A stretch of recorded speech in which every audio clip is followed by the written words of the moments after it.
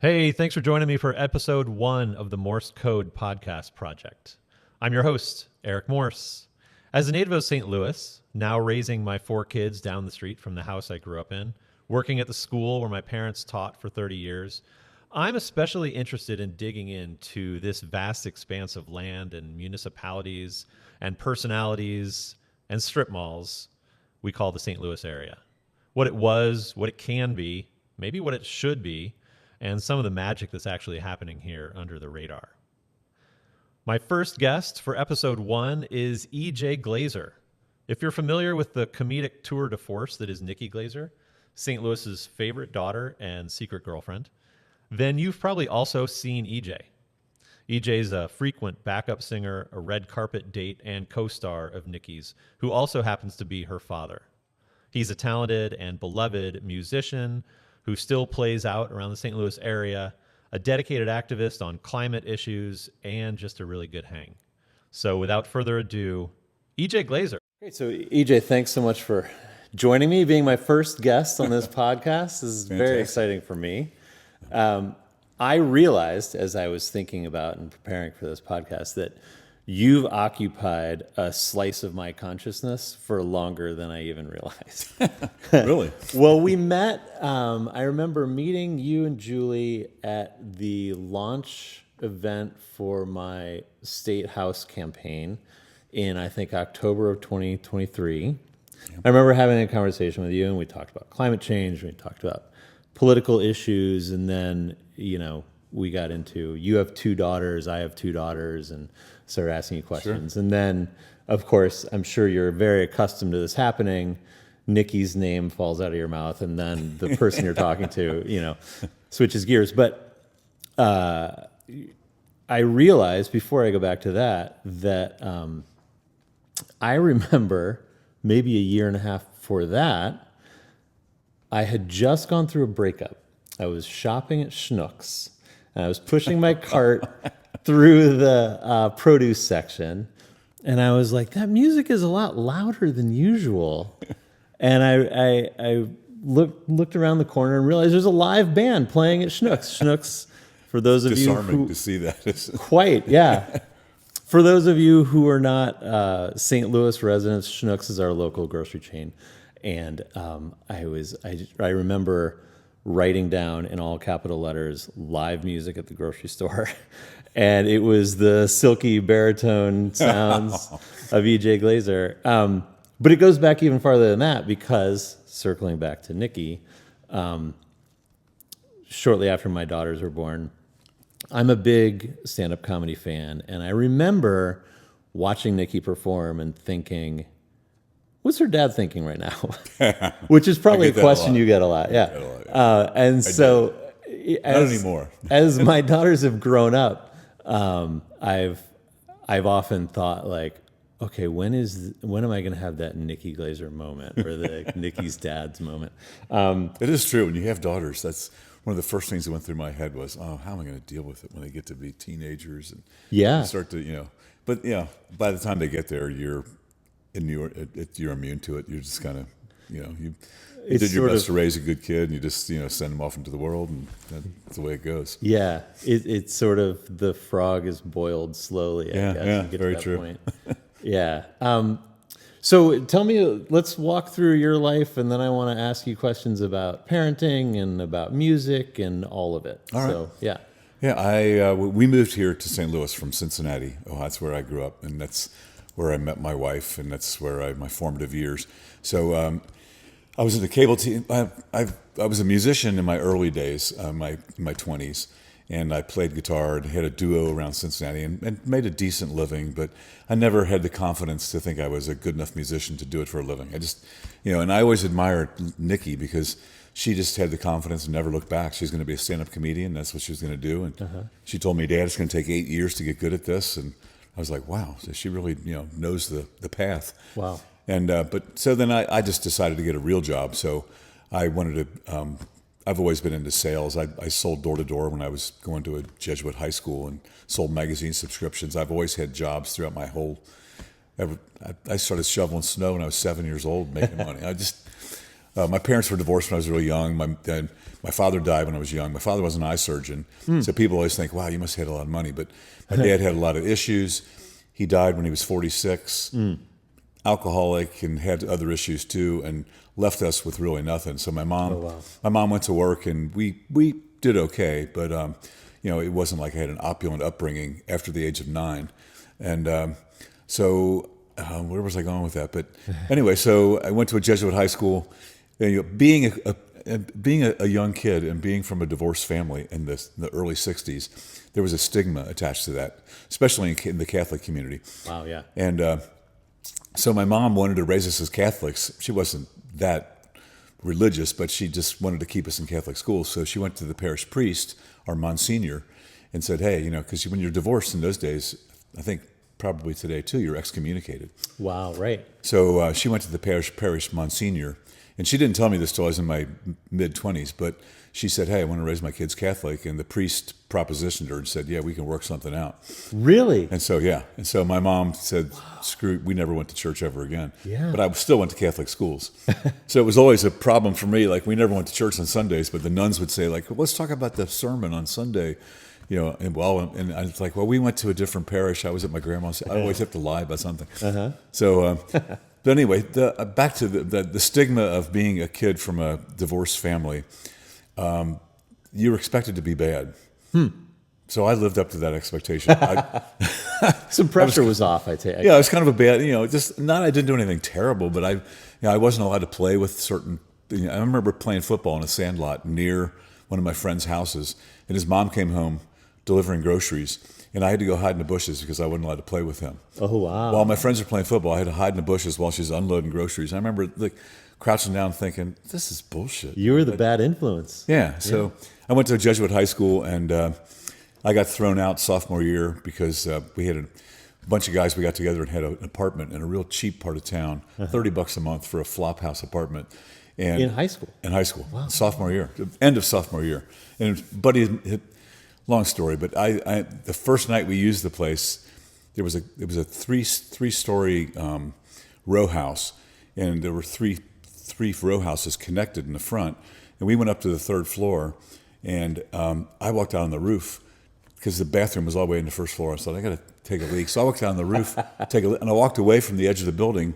I didn't realize there were alleys in the back because all the buildings were connected. And I walked right into an alley, fell 3 stories.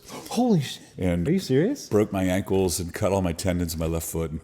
And my friends, it was in this area of Cincinnati. It's kind of, in those days, it was like the Haight-Ashbury of Cincinnati. A lot of hippies, and that's where you went if you wanted to buy anything. And at that point, I hadn't done anything like that, but I had like 2 or 3 beers that night. But anyway, my friends were trying to carry me. I'm bleeding all over the place. Oh my God. I'm trying to hold my leg like a tourniquet.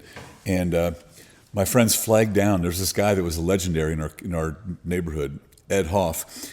And he had a 1959 ambulance, Cadillac. Wow. They flagged him down, and he threw me in the back of the ambulance, took me to the hospital, and I was in the hospital for a week. But anyway, so I blew the apartment for everybody, so I got kicked out of the school, and for other reasons too. Yeah. Then I went to a parochial school the next year, and I got thrown out of there.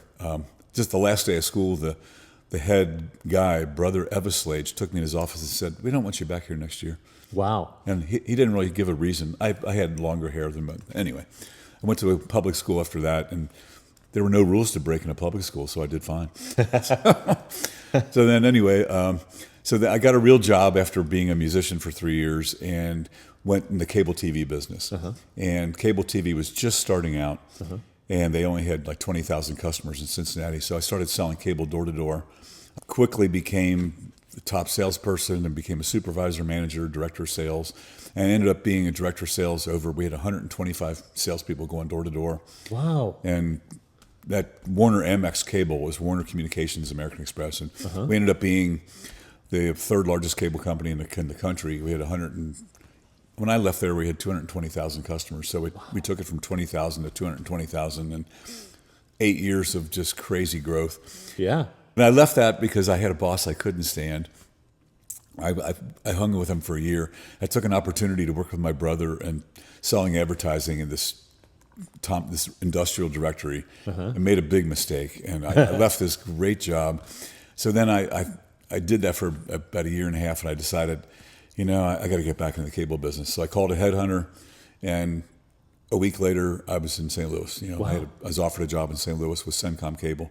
So what is this, like late 80s? It was late 80s. It was actually, I came here and I moved here December 27th, 1990. Oh, okay. So Nikki was 6 years old, and my daughter Lauren was about 4.5. And we moved here. I told Julie, I said, hey, you never went away to college. I never did either.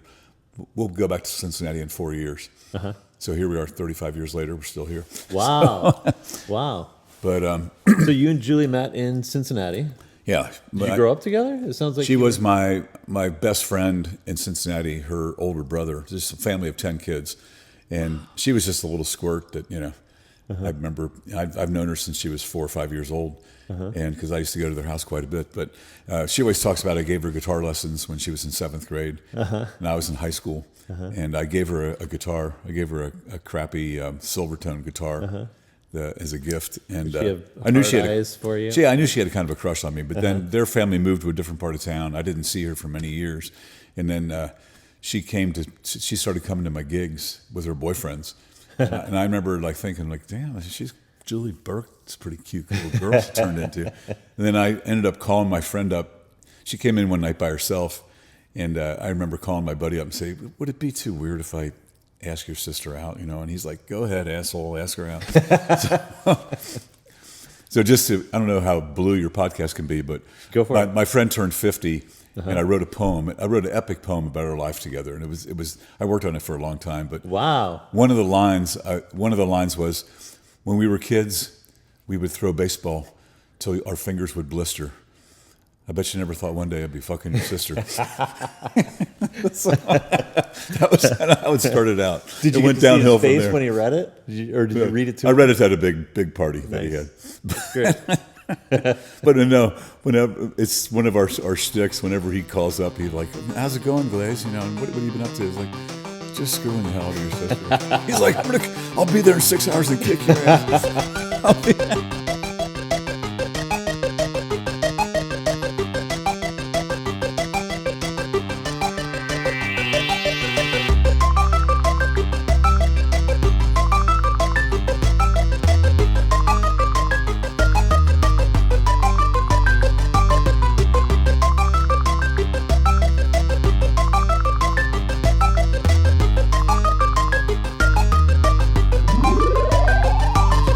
I went up on stage with Paul Allen, and Paul Allen knew we were going to have a jam that night, so he ordered his private jet to fly his Stratocaster, his Fender guitar, out.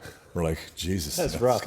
They had a private jet just fly his guitar out, Yeah. so he could play. But I got on stage with him, and it's funny as hell. But he said, "What do you want to play?" And he said, "Do you know the song Money?" And it's not the one from Pink Floyd. It's the Yeah. one like, "You say the best things in life are free. Yeah. You can give them to the birds and bees. I want money." So we're playing that song, and I'm singing lead, and he's going, "That's what I want." And he's the third richest guy in the world at that point. Yeah. So it was just the funniest damn thing. But it's really funny, but because we're getting into it. But so I thought I really bonded with Paul. Yeah. So but the next Thought you morning he could came come to our meeting, and he just acted like he didn't know who the hell I was, and could care less. And So it sounds like you, I mean, from what I know about you personally and also musically, and a little bit of the story you just told, you've got some of the counterculture in you, and you also were occupying this fast growing corporate space. Was there any kind of cognitive dissonance for you, or did you feel any tension there? yeah, I always felt like God, what am I doing here? I'm like, I became a corporate vice president at Charter, and I was always good at sales. I was always good at marketing ideas. And when I went to college, I majored in anthropology. I didn't. Oh, wow. I didn't want to do any business stuff at all, but Yeah. it was what I was good at, and so I just kind of had fun with it. And my staff. I remember the early days of cable. I had a staff, marketing managers and 2 sales managers and marketing supervisors, and we used to have staff meetings. One of my staff meetings, I never forget. I remember saying, like, we've got to stop laughing so much. People are going to figure out we don't know what the hell we're doing here. Yeah. That was like my theme. We're all just doing the best we can and faking it, but don't let them know that we don't know what the hell's going on. So that was my way to build a team, and we had a lot of fun. That's great. We really did. Yeah. So musically speaking, so you grew up playing music and you were a working musician. Yeah, but I never thought I was good enough to play, and so I started playing guitar when I was 12, but I was always bashful about it and didn't really want to sing in public. And so I finally I got asked to audition to back up this girl in this pretty famous bar in Cincinnati. It's still there, called the Blind Lemon. It's pretty famous little place. Yeah. If you ask anybody from Cincinnati, like, oh my God, the Blind Lemon. Yeah. Anyway, so I auditioned for this girl. She said, yeah, you got the gig if you want it. And I'm like, really? I'm good enough to play with you? Because I was underage when I was playing in this bar. They didn't know it, but and I had seen her play, and I remember sneaking in there with my fake ID and thinking like, wow, if I could ever do this someday, it'd be fantastic. So I got the gig, and so I played there with her for a while, and I would sing backup. And I remember the guy that owns the bar. He's still there now. Really? Yeah, I just saw him a few months ago, but he would always say, EJ, man, you got a good voice. Just sing out, man. Come on. Yeah. Then I started playing like 6-7 nights a week and all around Cincinnati, and worked out pretty well. So I did that for a few years, and then once again decided, I got to I was turning 27, thought that either I moved to Nashville and tried to do this, and I just didn't think I was good enough. So I kept my chops up over the years, though. So once I backed out of being in business, I got back into music, and now I play as much as I want to. And Julie's an artist too, is that right? Or is an artist? Yeah. When I married her, she was working in a law firm, and she became pregnant. Like the day she became pregnant, she quit the job. It's like, hey, what the hell? You can still work while you're pregnant. Yeah. You got 9 months. So she became a housewife, and she was damn good at it. And we decided that we wanted her to stay home with the kids. And so, but she's an artist in the sense that she does everything. I mean, she's built brick fireplaces in her house, stone fireplaces. Wow. She's built a new facade on her house. She does plumbing work. She's tiled all her bathrooms. Wow. Anything she wants to do, she can tackle. Yeah. And she's a hell of a cook. And she's worked for catering companies, and she's worked for home staging companies here in St. Louis a little bit, things like that. But mostly just a great homemaker.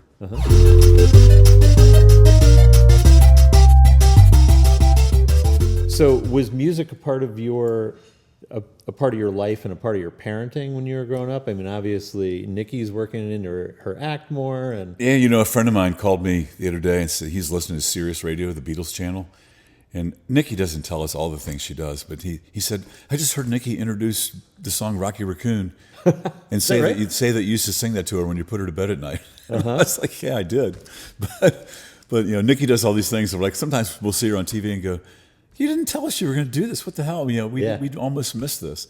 But she's doing so much now. It's hard to keep up with it all. But I always made sure that we had a piano in the house. I wish I would have had a piano when I was growing up, but I made sure I had a piano for the kids. And it didn't take with Nikki. Lauren still plays piano.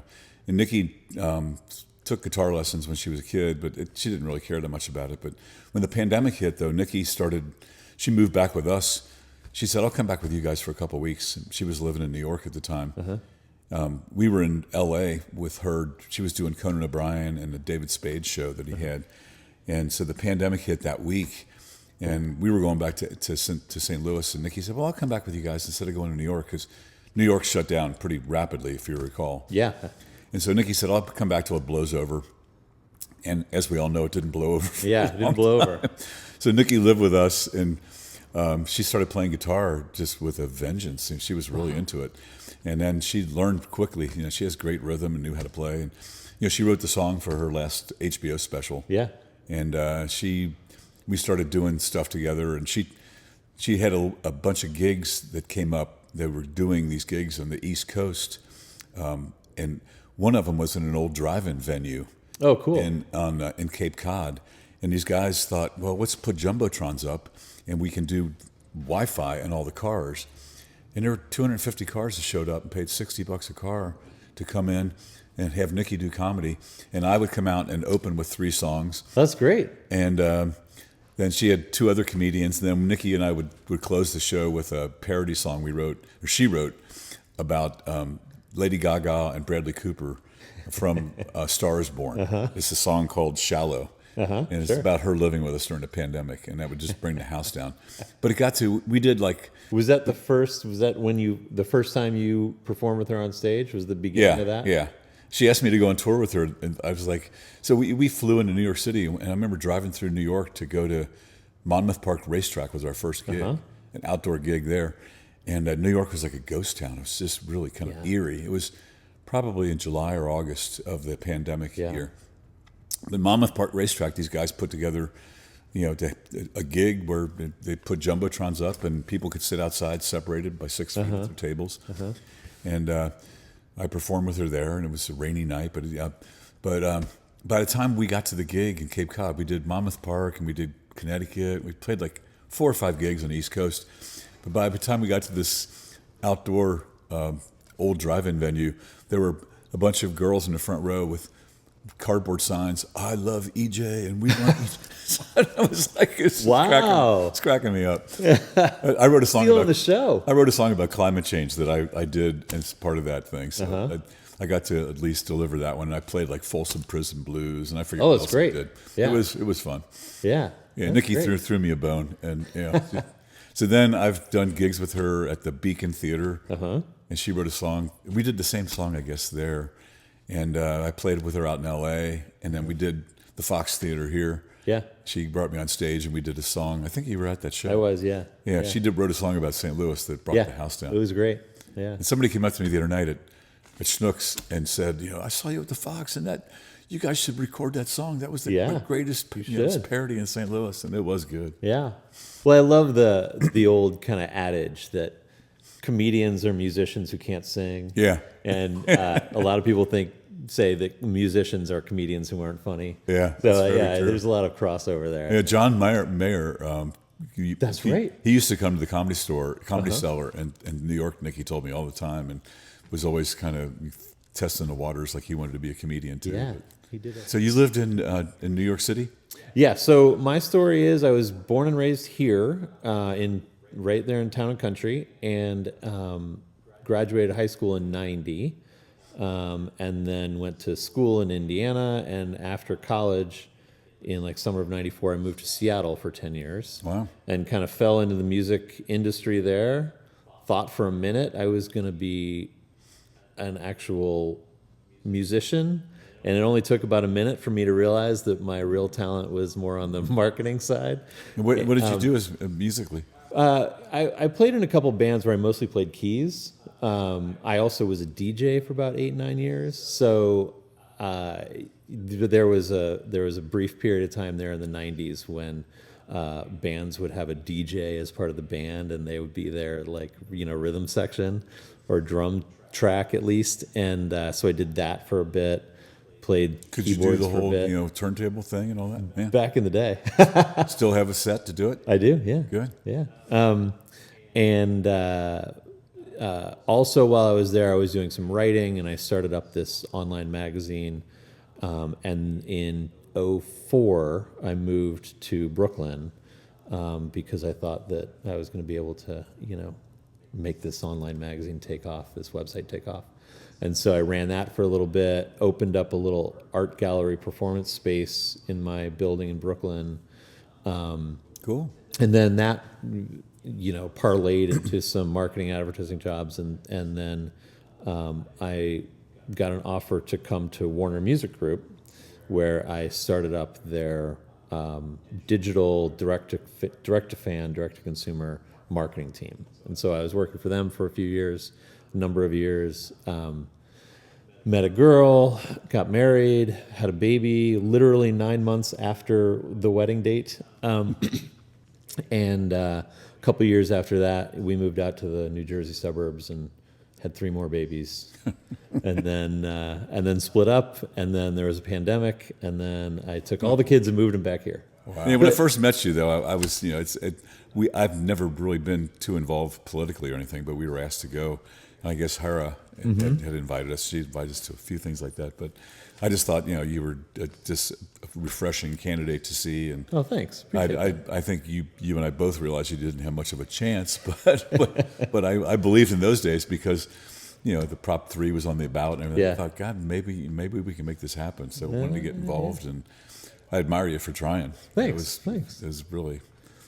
Well, it's interesting hearing because we've talked a little bit about music, and of course, we've talked about Nikki and your daughters and parenting, but hearing your sort of journey through direct sales and door to door and stuff like that. I mean, I entered the race thinking of it as a marketing project. Yeah, marketing challenge. Yeah, and I had all these ideas about how I was going to brand myself and what my messaging would be.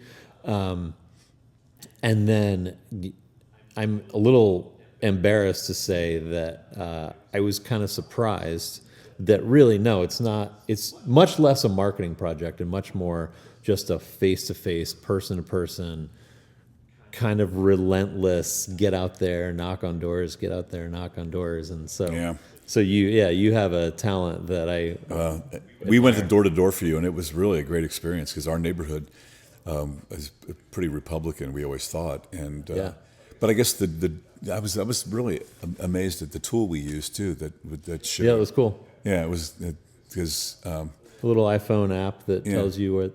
Yeah. Door to door now in the cable business, they use a software that actually I sold software to Charter that they use to this day. That tracks everything and has you can set geofences so the reps where they are at all times. That's cool. Yeah. It's almost too onerous.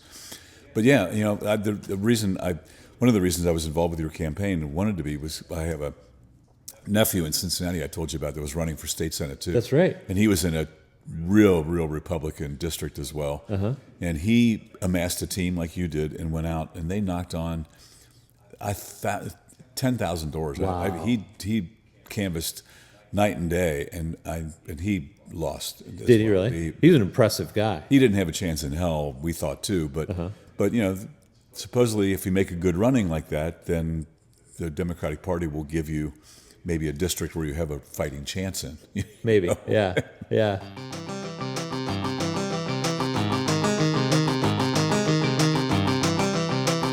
Maybe. So let's talk a little bit about. This is great. I want to take this opportunity to talk a little bit about your experience. You said you were out knocking on doors. You knew that it was a Republican area, but you mentioned to me at the time that it was kind of refreshing and eye-opening when you were talking to people. And I had a similar experience just getting out, talking to people in this very red district where it was refreshing and frankly a little bit of a relief to find out that in a lot of ways people were still on the same pages about things, right? Can you talk a little bit about what that experience was like for you? Yeah, well, we knocked on doors. I expected people to, get out of here, and people were welcoming. And when we would talk about the issues, the script you had given us was about, what issues you were passionate about, and people were passionate about not letting Donald Trump get in office. It seemed like, and they were passionate about Prop 3 and some of the things in gun control. Yeah, and so it was really, I was delighted, really. Well, it was interesting, and for those listening, Prop 3 you're referring to was actually a constitutional amendment for the Missouri Constitution that would enshrine Roe versus Wade access to abortion. And Missouri, of course, is one of the first states to have a full abortion ban. We're also the first state to overturn a full abortion ban. But that election in 2024 was fascinating because we had that on the ballot and we had a raising minimum wage on the ballot. And both of those won, even as the state went further red on the right. At all of the electoral levels. And now really trying to overturn that. And now they're trying to overturn the will of the voters. Yeah. Right. Yeah. And one of the state senators said, well, Proposition 3, the abortion right, got 57% of the vote. And this guy was quoted last week, and you're probably aware of it. He said, 57% of the vote. He said there are more people that oppose it. He said something that was like, they got 57% of the vote, but I'm talking to my constituents. I know that there's more people that still want they have no abortion in Missouri. And it's like, and if you look at his track record, this guy, his state senator, he won with 57% of the vote. So what is what, you don't understand democratic process? I don't understand. Yeah. Well, I mean, I think they probably don't respect democratic process. Maybe they understand it. Yeah, plenty, voters don't really know what they're voting for. Yeah, no, they need me, the elected official, to tell them what they like. Yeah, it's crazy, man. I don't understand how this is happening. Yeah. So there's a couple more things I want to ask you, and then I want to circle back to that actually. But so we talked a little bit about your life story and the role that music played, and just your kind of let's say unconventional childhood and upbringing and personality. And after college, I got into the music scene first in Olympia, Washington, which was sort of a hotbed of independent music and independent record labels at the time. Sure. And then Seattle, and then New York. And I wrote, as you know, 2 children's books. One was called What is Punk, and one was called What is Hip Hop. And I remember when I published What is Punk, and actually before it was published, there was quite a bit of pushback from publishers who said, nobody's going to want their kids to know about this. Like, who's going to talk to their kids about Sex Pistols, And then finally found the perfect publisher for it, and they published it, and it went well. But in interviews, over and over again, I would be asked, why do you think it's okay to be talking to kids about these people who were, in some cases, destructive, in many cases, drug addicts, that kind of thing?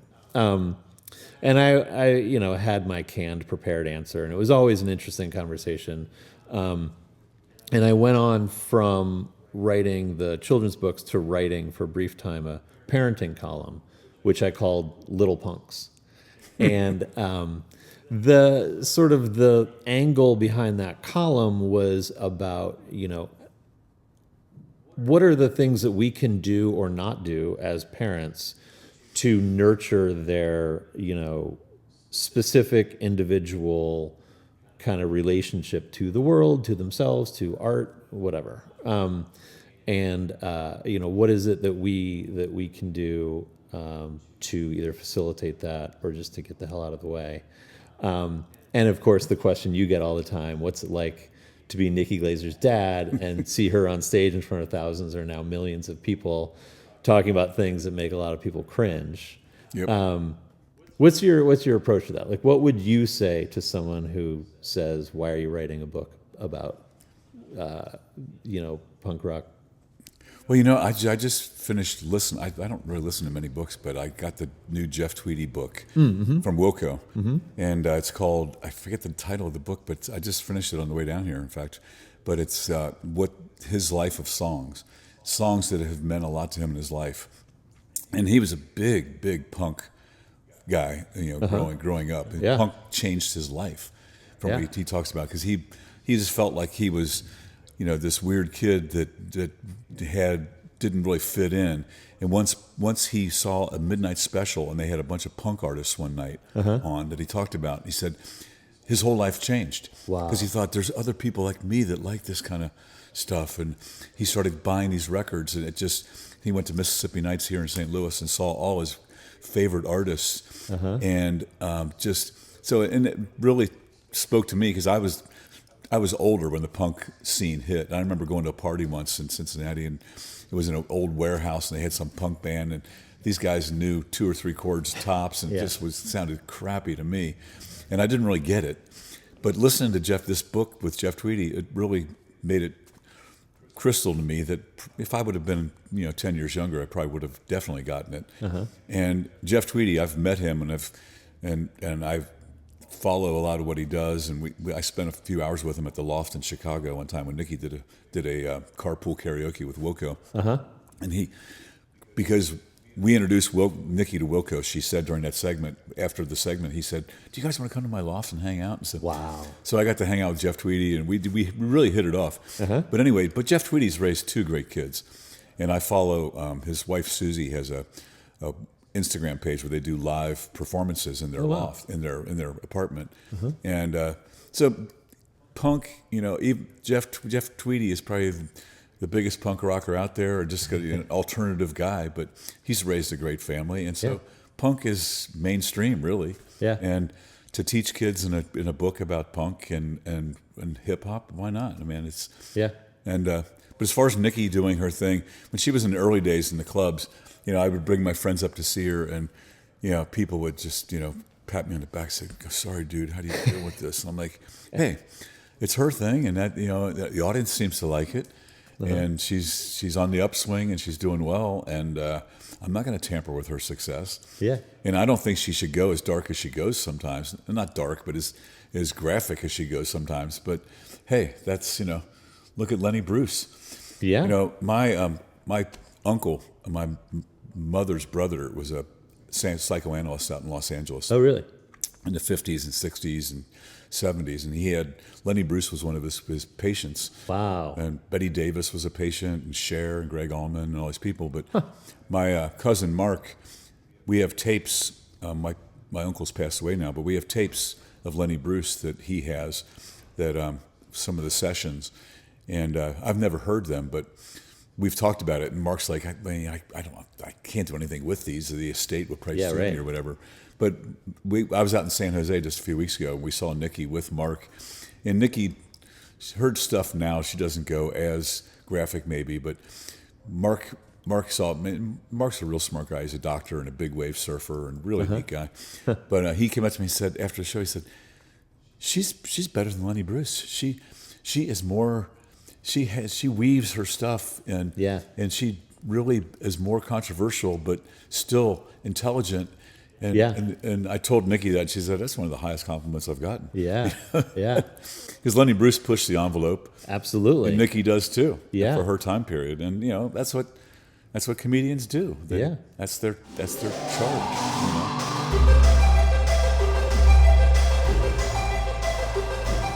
I promised myself I wasn't gonna go into Nikki Glaser fan mode, but something I really appreciate about her work is, what I think gets all the attention is sort of like the blunt force stuff, like the roasts and the sexual stuff. But she has a really unique and really smart approach and perspective on the world, which I think is really necessary and very relevant to younger generations like Gen Z now, where she, especially when she's talking about beauty or feminism or aging, she's very frank about living in this world, but she also is smart and has kind of a meta take on it. Thank you. And she makes it okay. I agree.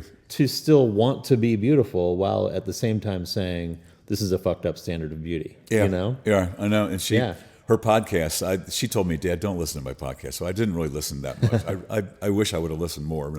I guess they're all still out there. I can.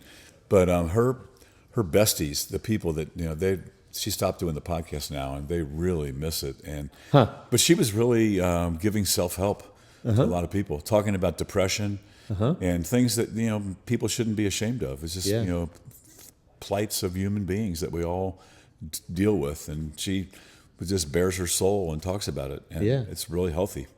Well, actually on the depression note, so there's always the Nikki's talking about her body, it must be cringe. I would cringe if I were her dad. But then when I was at that show at the Fox, and when I saw her, her latest at the moment, although I know she has another hour coming up, but the Someday You'll Die hour was when my heart really went out to you, because I was like, it's one thing to hear your daughter, who you love very much, talk about having sex or watching porn or whatever. It's another thing to think about your daughter dying. Yeah. Which maybe you weren't doing, I hope, but boy, that just genuinely put a lump in my throat. Yeah. To think about being I appreciate that. But when she talks about that, and and she's dealt with depression. And my wife and Nikki always say, like, I don't really understand depression. I've been through a lot of crap in my life, and but I've always had kind of an even keel about things. And my sister and my brother both suffer from depression. And my sister passed away from pretty much downward spiral, but I've always been pretty even keel. But I know it's a human condition, and thank God there's some drugs that can alleviate symptoms, and psychoanalysis and so forth. And Yeah. so, I I admire her talking about that stuff, and I love when she talks about it. Though she always says, "Don't worry, I'm never going to do it." So that gives me relief. Yeah. Yeah. And when I believe her when she says that. Yeah.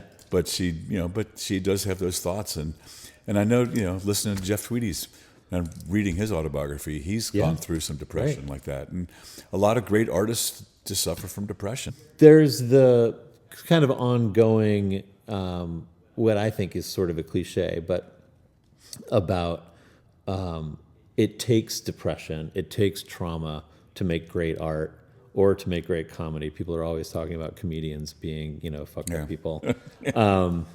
It doesn't seem like Nikki comes from a lot of childhood trauma, but I don't think so. But she'll generally tell you speaking, otherwise. do you feel like art is necessarily a byproduct of trauma or of trouble, or what's your take on that?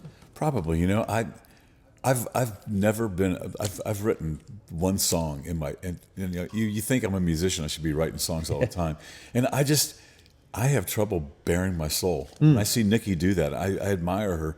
When she started comedy, I remember telling her, it's like, I admire your honesty. And I said, you are, because I listen to Howard Stern occasionally, and Howard Stern is not ashamed to say anything about anything he's ever done that's horrible or terrible thoughts that he has.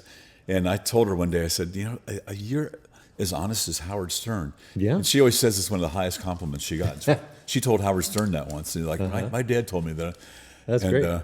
But I said, I think if I could just get to that same mindset, I could maybe start writing songs and be, But I guess I have to keep something inside. I don't want to let everybody know my darkest inner thoughts. And was she always an oversharer? And were there times when you were like, Nikki, don't, just no, not really. thinking, no?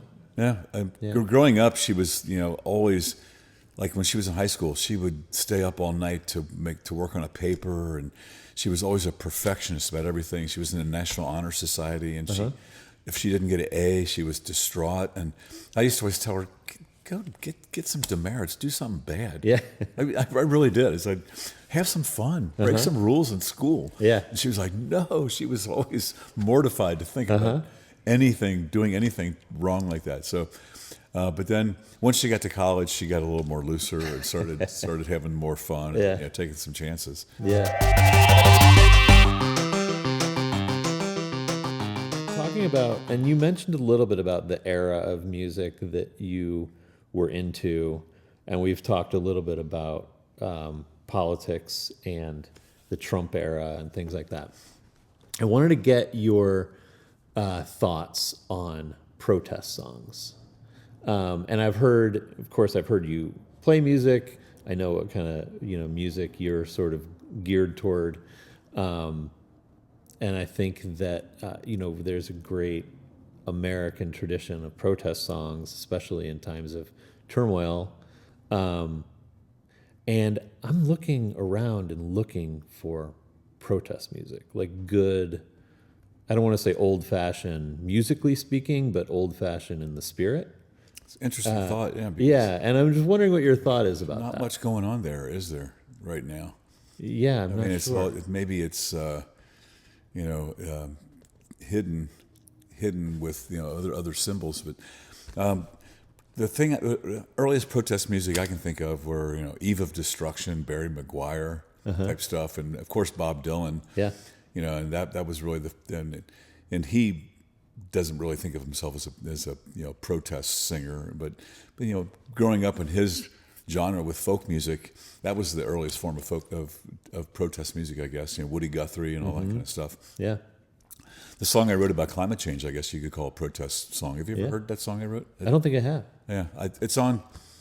I made a little schlocky video that I put just to get it on YouTube, and I didn't really promote it much, but it's got like, I haven't even looked at it in the last year, but last time I looked, it had like 14,000 views.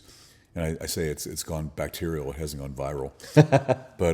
But some of the words, it ends. It's all about starts about. It's getting hot in here, just like Nelly said. Climate change is happening. Get it through your big thick head. Oceans rising, rain events, hurricanes getting more intense. The last words of it are, that's a fact that's happening. Get it through your big thick head.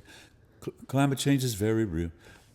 Climate change is happening, but it's gonna fuck us. So raise a ruckus right now. That's good. But it's we can do something. I went and when I retired from cable, I went and I decided to be an activist about climate change.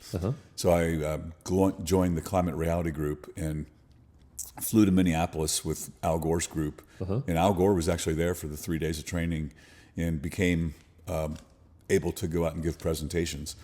So I have access to all Al Gore's materials, and so I put together a presentation and went out pre-pandemic and went out and gave presentations to Rotary clubs and Really? Garden Society and whatever group would let me do it. And then the pandemic hit, and I just stopped doing it. Yeah. I did a few Zoom things, and then I really haven't resumed since then. I'm really passionate about climate change and how in those days people didn't. Back, this was would have been 2016 when I did that training. 2017, 34% of Americans believed it was man-made, and in those 3 years, and now it got to be 83% of Americans believed it was man-made. And now with Trump calling it a hoax and taking away, a lot of things that were done by Biden. I haven't seen the stats on that, but it's probably dropping again. Yeah. Because I kind of thought, I was joking, saying, "Wow, I released that song on YouTube, and now it's 83%. My work is done here." Yeah, absolutely. You win. We've beaten climate change. Well, it's funny that you say that, because I was struck as you were going through the lyrics that the lyrics were about just convincing people that it's even happening, Right. Whereas I remember 20 years ago, 10 years ago, even in the late 90s, people were concerned about environmental issues, and the awareness was around what we can do to help. How we can cut down on waste, or how we can cut down on consumption, or, energy or whatever. And now it's like just convincing people that it's man-made and that it's happening. Like, that is a huge backslide. Well, people don't read. Nobody subscribes to newspapers. Yeah. And they get fed what they want to hear through algorithms. And I tell everybody I can talk to that's younger that I have a conversation with, we're talking about current events, subscribe to a newspaper that has editorial oversight. Yes. You have to just cough up and pay $23 a month to get whatever periodical you can get that has some editorial fact-checking that's going on. And people look at me like, I'm not going to pay money. I get it all for free. Yeah. And you get what you pay for. Yeah. It just breaks my heart to see what's going on with reversing all the things that, charging stations for electric vehicles, the Clean Air Act, the Clean Water Act. In my lifetime, I lived in Denver. I used to go skiing up in the mountains. And as you're driving back into Denver, there was this orange haze hanging all over the city. And we're like, you're driving down the mountains going like, I have to go back and live in that shit? Yeah. And now it's gone because catalytic converters, and they stopped having fireplaces. They restricted using charcoal. And L.A. was the same way. When you used to go to L.A., the smog, you can hear pop songs about smog in the 70s. It was a human condition. And that was fixed because of the Clean Air Act. Yeah. And, water's been cleaned up, and now everything's being reversed. Yeah, it's crazy. It's just hard. It just breaks my heart. Yeah. I have an app on my phone right now. I just downloaded it. It's free. It's called Merlin, but it identifies birds. I just took a walk this morning, and 14 birds that identified with a mile walk in my neighborhood. And in my neighborhood, I walk around. Anybody that has green grass with no weeds, it just makes me pissed because they're getting chemicals. And they put up signs, keep children and pets off the lawn because it was just treated for chemicals. So you have a lawn and you have kids, and you're putting cancer-causing chemicals on your lawn, and the birds are pulling worms out of that grass and feeding it to their babies and killing them. Right. And you've got green grass, you son of a bitch, but who cares? Right. I want dandelions in your lawn. I sent away, I've got door hangers I've got a bunch of door hangers in my neighborhood. I'm going to go out and door hang and tell these people what they're doing. That's great. But I'm kind of nervous about it because everybody has rings now, and they'll see who's this old geezer out there. Wear a COVID mask. Yeah. I'm going to do it during the dark, but even this ring alarm, but I don't care. What the hell? They can see this old guy going out and door hanging. But it breaks my heart. The other thing that it gets me really upset, knowing I got a book about, I forget it was a bestseller a couple of years ago, but it's about animals, how their perception's different than ours. We always anthropomorphize things and think that, animals have the same sensory that we have.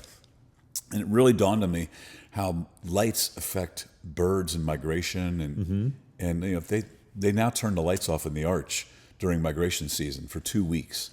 It's like they should turn them off for 3 months. We don't need to see the arch at night. I mean, it's beautiful and everything, but we don't need that. It affects migratory patterns. And on a smaller scale, I get so mad that we have these new houses going up in my neighborhood, McMansions. That are tearing down all the old houses and building these monstrosities. And I count one guy's house in our neighborhood has 48 lights. Wow. And they're all shining up. God. They're shining up in the trees. And we don't need to see your trees at night. And it affects migratory patterns of birds. It affects everything. Owls, how do they hunt with all these lights everywhere? Oh, right. And so I've thought about going up into my local community, De Pere City Hall, and doing an argument about this. But I just think people will look at me like, who is this crazy old man talking about lights? A segment that I want to do here is called 12% Better. And it's because St. Louis County, which is the bulk of the congressional district of Ann Wagner, who you mentioned earlier, has never held a town hall, is not particularly interested in what her constituents have to say. She doesn't have to be. It's all gerrymandered. She doesn't have to be, yeah. It seems that her opposition has a hard time getting any closer than 12%. And I feel like we need to figure out how to make St. Louis County 12% better. And so I gave you an assignment. Tell me how to make something 12% better. That I think the main bugaboo right now in my life is people that put chemicals in their lawns for green grass and lighting. There's certain communities out west that have gone dark. And they've really done a good job of making sure all lights are casting downward. That's cool. So that you can see stars, and mainly in smaller cities out west. But this the proliferation of, you see these guys walking around, and they're just spraying their chemicals, and and it just makes me these poor guys, they're going to get cancer probably and die. And my neighbor behind me, I was sitting in my backyard a couple of years ago, and I all of a sudden started hearing. And I'm, what is that noise coming from? And I look over, and he's got this company called Mosquito Joe that comes and sprays for mosquitoes. And they're spraying his whole yard. And I realized, because we used to have lightning bugs that would just light up the sky in our backyard. And now I don't see lightning bugs anymore. It's because of this Mosquito Joe. Killing them. They're killing all the bugs. Right. And that, of course, makes the bird population drop off. So I went over and last spring, and talked to my neighbor at the fence and said, I've read about Mosquito Joe, and you're killing mosquitoes that are there now, but when you're sitting down in your backyard 5 hours later, the mosquitoes that are biting you, they were miles away. It doesn't do anything. Your mosquitoes and it kills we don't have any lightning bugs anymore. And it's killing all the insects and will decrease the bird population. So he stopped spraying. Wow. And now, last summer, the lightning bugs are starting to regenerate. I'm starting to see more. So, that's great. So I had a little impact. Yeah. But that's not going to help get rid of Ann Wagner, but that would get that off my chest. I think if we can all get 12% better, we'll have a better life. But I call Ann Wagner at least 2 times a week and leave messages. And lately, the people that answer the phone, I've been saying, like, number one, how can you work for somebody like this? Yeah. And I'll get that off. And I know you need a job and everything, but you can go work for somebody that's far better than her. And then I go on about whatever issue Yeah. is on my mind. But that was one of the takeaways from the town hall meeting that Chris Murphy did. Everybody, every day, should do one thing to Yes. try to fight back about what's going on. Love that. Whether that's talking to a friend about a current issue, talking to somebody who might think of the other side of a certain issue, Sure. or calling a representative, or just doing one thing a day. Yeah, I love that. It could have an impact. Yeah. So, Yeah. And just to wrap it up on that note with something that with your particular example of the mosquitoes, what you did was very shrewd, and I know you know this because you have decades of experience in door-to-door sales, but you didn't go there and say, stop killing your mosquitoes because I want my fireflies, my lightning bugs. You said, the solution that you think you are having is not solving your problem because you still have mosquitoes. yeah. And that was like, so, yeah, I mean, you got to talk to people about what they care about. And I think he that's wasn't really, getting a return on investment. Yeah, absolutely. Yeah. Yeah. Well, thanks so much for taking the time. This Hey, was it's been fun. awesome. I really enjoyed the I time. appreciate I didn't know it was your first guest, but I appreciate Yeah. the distinction. We'll see how this And goes. I hope it wasn't too boring for everybody, but